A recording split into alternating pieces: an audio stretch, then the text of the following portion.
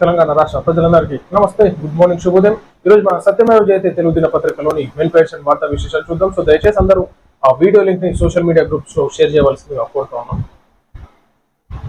రహదారుల అనుసంధానం అన్నిటికంటే ముఖ్యమైనది కిషన్ రెడ్డి గారు అంటున్నారు. సో అవును, ఎందుకంటే పెరుగుతున్న జనాభా దృష్ట్యా, పాపులేషన్ దృష్ట్యా ఈనాడు విద్యార్థులకు కూడా ఈనాడు ఉద్యోగ అవకాశాలు వచ్చినట్టయితే ఉన్నటువంటి గ్రామీణ ప్రాంతాల నుంచి ఈ సిటీలకి, హైదరాబాద్ లోకి రావాలంటే చాలా ఇబ్బందికరమైనటువంటి పరిస్థితి ఎదుర్కోవాల్సి వస్తుంది. కాబట్టి ఈనాడు డెవలప్మెంట్ లో భాగంగా, ట్రాన్స్పోర్టేషన్ లో భాగంగా కూడా ఈనాడు మనకు రహదారులు చాలా ముఖ్యం. కాబట్టి మనం అన్నిటినీ డెవలప్మెంట్ చేసుకోవాలి. ముఖ్యంగా రహదారులు ఇప్పటికీ కొన్ని గ్రామీణ ప్రాంతాలలో అంబులెన్సులు వెళ్ళలేనటువంటి పరిస్థితి ఉంటుంది. కాబట్టి ఖచ్చితంగా ఈనాడు రహదారుల పునరుద్ధరణ ఉన్నటువంటి టోటల్ గా మన తెలంగాణ అయితేనేమి, భారతదేశం అయితేనేమి ఇంకా డెవలప్మెంట్ కావాలి, రోడ్ల పునరుద్ధరణ పనులు జరగాలని చెప్పేసి కోరుతున్నాం. రహదారులు అభివృద్ధి చేసినప్పుడే ఆ పెట్టుబడులు వస్తాయని కేంద్ర మంత్రి కిషన్ రెడ్డి తెలిపారు. భారత ప్రధాని నరేంద్ర మోడీ ప్రభుత్వం 10 ఏళ్లుగా జాతీయ రహదారులను అభివృద్ధి చేస్తుందని అన్నారు. ఈ సందర్భంగా ఆయన మీడియాతో మాట్లాడుతూ రహదారుల అనుసంధానం అన్నిటికంటే ముఖ్యమైనదని చెప్పారు. వాజ్పేయి హయాంలో స్వర్ణ తెచ్చుబుజి ఆ పథకాన్ని తెచ్చారని, రోడ్ల నిర్మాణంపై లక్షల కోట్లు ఖర్చు ఎందుకని ఆనాడు కొందరు విమర్శించారని అన్నారు. మోడీ ప్రభుత్వం వచ్చాక రహదారుల నిర్మాణాన్ని వేగవంతం చేసిందని, కనెక్టివిటీ కోసం మోడీ ప్రభుత్వం ఎక్కువ నిధులు ఖర్చు పెడుతోందని పేర్కొన్నారు. వాస్తవం ఇది. ఖచ్చితంగా కనెక్టివిటీ అనేది ఉండాలి. సో జాతీయ రహదారులు అయితేనేమి, సో ఉన్నటువంటి గ్రామీణ ప్రాంతాల దగ్గర నుంచి డెవలప్మెంట్ చేసుకున్నప్పుడే ఈనాడు ల్యాండ్స్ అయితేనేమి, అక్కడ ఇండస్ట్రియల్ కి ట్రాన్స్పోర్టేషన్ అయితే సో ప్రతి ఒక్కటి వీలుగా ఉంటుంది. సో దాని ద్వారా మనకు పెట్టుబడులు కూడా వచ్చేటటువంటి ఆస్కారం ఉంటుంది. కాబట్టి ఈనాడు రోడ్లు ఖచ్చితంగా డెవలప్మెంట్ చేయాల్సిందిగా కోరుతున్నాం. కిషన్ రెడ్డి గారు కూడా అదే చెప్తా ఉన్నారు. సింధు జలాలను మళ్లించే ఏ నిర్మాణమైనా పేల్చేస్తాం, పాక్ మంత్రి వార్నింగ్. చూడు, వాళ్ళకి యుద్ధానికి వచ్చేదానికి శాతం అయితే తినని తిండి లేదురా నాయన అంటే, పాలు 150 రూపాయలు, పిండి 200 రూపాయల కిలోలు, నీళ్ళ డబ్బా 70 రూపాయలు, 100 రూపాయలు. మీరేం కొట్లాడతారా నాయన మాతో? ప్రపంచ దేశాలు మొత్తం మీ ఉగ్రవాద సంస్థలు నిర్మూలించాలని చెప్పి భారతదేశానికి వాళ్ళు సపోర్ట్ చేస్తూ ఉంటే మీరు ఒక చైనాని పట్టుకొని ఊగులాడుతున్నారు. సింధు జలాలపై పాకిస్తాన్ రక్షణ మంత్రి ఖవాజా ఆసిఫ్ రెచ్చగొట్టే వ్యాఖ్యలు చేశారు. సింధు ఒప్పందం ప్రకారం పాక్ కు సంబంధించిన వాటా జలాలను మళ్లించేందుకు భారత్ చేపట్టే ఏ నిర్మాణమైన ధ్వంసం చేస్తామని అన్నారు. జమ్మూ కాశ్మీర్ లోని పహల్గాం ఉగ్రవాద దాడి జరిగిన కొన్ని గంటల తర్వాత పాకిస్తాన్ వ్యవసాయ భూమిలో 80% నీటిని అందించే సింధు జలాల ఒప్పందాన్ని భారత్ రద్దు చేసిన సంగతి తెలిసిందే. ఈ నేపథ్యంలో పాకిస్తాన్ మంత్రి వరుసగా రెచ్చగొట్టే వ్యాఖ్యలు చేస్తున్నారు. మీరు రెచ్చగొట్టే వ్యాఖ్యలు చేసినామంటే మన నరేంద్ర మోడీ గారి కథ ఎట్లుంటుందో మీకు అర్థమైతలేదు. ఇది చూసి ఉండదు.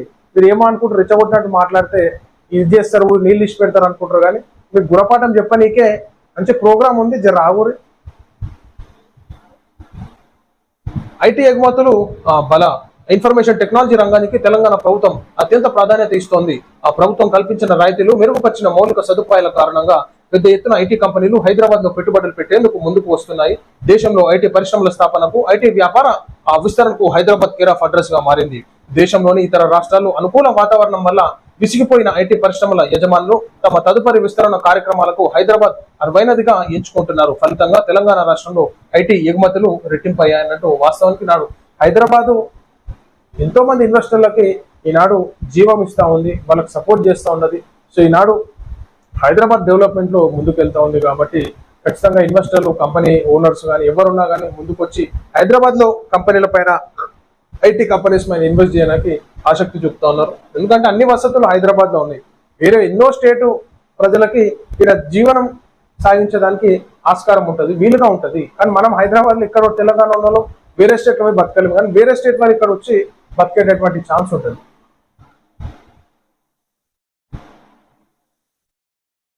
అంగోలా భద్రతకు మాది భరోసా అన్నట్టు మోడీ గారు ఎటు చూసుకోవచ్చు. ప్రధాని మోడీ జినో మధ్య విస్తృత చర్చలు, $200 మిలియన్ ఆర్థిక సహాయం ఉగ్రదాడుల నివారణకు ఉపయుక్తం అన్నట్టు అంగోలా అధ్యక్షులు జీవో మాన్యువల్ గన్ కాల్వెస్ శనివారం భారతదేశ పర్యటనకు వచ్చారు. అధికారిక లాంఛనాలతో స్వాగతం, అధికారులు స్థాయిలో చర్చల అనంతరం ఆ స్థానిక హైదరాబాద్ హౌస్ లో ఇద్దరు నేతలు కలిసి మీడియాతో మాట్లాడారు అన్నట్టు మనం ఇక్కడ చూసుకోవచ్చు. మణిపూర్ మంటలకు 2 ఏళ్లు, మోడీ రాజధర్మం మరిచారు, ఖర్గే గారు చెప్తున్నారు. ఈ రాజధర్మం ఓ మనిషిలో ప్రజలే చెప్తారు. ఖర్గే గారు వెలిసినట్లుగా వ్యవహారం.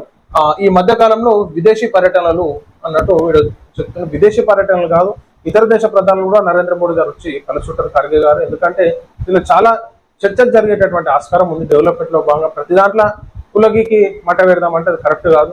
సో డెవలప్మెంట్ లో భాగంగా ఎన్నో దేశ ప్రధానులను కలవాల్సి ఉంటుంది. డెవలప్మెంట్ అయితేనేమి, భారతదేశ రక్షణకైతేనేమి, భారతదేశ డెవలప్మెంట్లోకి అయితేనేమి ప్రతి ఒక్కటి చర్చలు జరపాల్సినటువంటి ఆస్కారం ఉంటుంది. 42 సార్లు ఢిల్లీకి చక్కర్లు కొట్టి ఏం తీసుకొచ్చావు రేవంత్? హరీష్ రావు గారు అడుగుతున్నారు. ముఖ్యమంత్రి రేవంత్ రెడ్డి 42 సార్లు ఢిల్లీకి చక్కర్లు కొట్టిన తెలంగాణకు సాధించింది ఏం లేదని మాజీ మంత్రి బీఆర్ఎస్ ఎమ్మెల్యే తన్నీరు హరీష్ రావు విమర్శించారు. తెలంగాణకు జరిగే నష్టంపై నోరు మెదకపోవడం దుర్మార్గమని మండిపడ్డారు. మరోవైపు ఉపాధి హామీ కూలీలకు 4 నెలలుగా వేతనాలు చెల్లించకుండా రాష్ట్ర ప్రభుత్వం చోద్యం చూస్తుందని చెప్పేసి హరీష్ రావు గారు అంటున్నారు. వాస్తవం ఇది. ఈనాడు ఆ ఉపాధి హామీ కూలీలకు కాదు, అది పారిశుద్ధ్య కార్మికులకు జీతాలు లేక వాళ్ళు 2 నెలలకి 3 నెలలకి జీతాలు తీసుకుంటే ఏంది ఇది? మీరు అధికారులు కూడా గట్లే 2 నెలలు 3 నెలలు తీసుకుంటారా? ఫస్ట్ తారీఖు నుంచి 5 తారీఖు లోపు ఇట్లా జీతాలు అకౌంట్లలో పడిపోవాలి.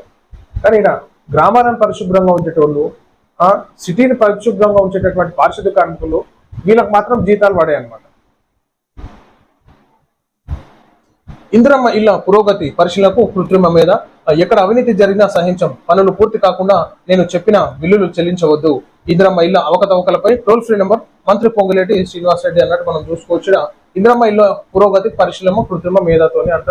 సో ఈనాడు నిరుపేదలకు ఇల్లు రావాలి సీనన్న గారు. ఎందుకంటే ఈనాడు గ్రామీణ ప్రాంతాలలో ఇల్లు లేక చాలా ఇబ్బందికరమైనటువంటి పరిస్థితి, గుడిసెలలో ఉంటుంటారు. కాబట్టి అకస్మాత్తుగా ఏమైనా జరగరాని సంఘటనలు జరిగి చనిపోయినటువంటి పరిస్థితులను మనం చూసినాం. కాబట్టి కూలిపోవడం కానీ ఈ విధమైనటువంటి ఘటనలు జరిగాయి.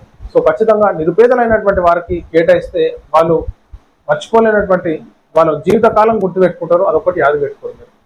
పైసలు ఇచ్చిన వాళ్ళకి ఇల్లులు అంటే తర్వాత మళ్ళీ వేరే కథ అయితే.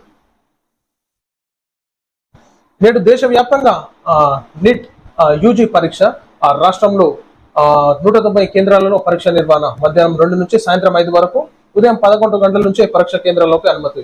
విద్యార్థులు డ్రెస్ కోడ్ పాటించాలి, బూట్లు వేసుకొని రావద్దు, చెప్పులతోనే రావాలి. గతేడాది అనుభవాల దృష్ట్యా ఈసారి పక్కా ప్రణాళిక. బూట్లు వేసుకొని రావద్దంటే తెలిసాకనే కదా బూట్లు వేసుకుంటే ఎట్లుంటది, చిట్టీలు బొట్టీలు పెట్టుకోసం వస్తారని చెప్పేసి.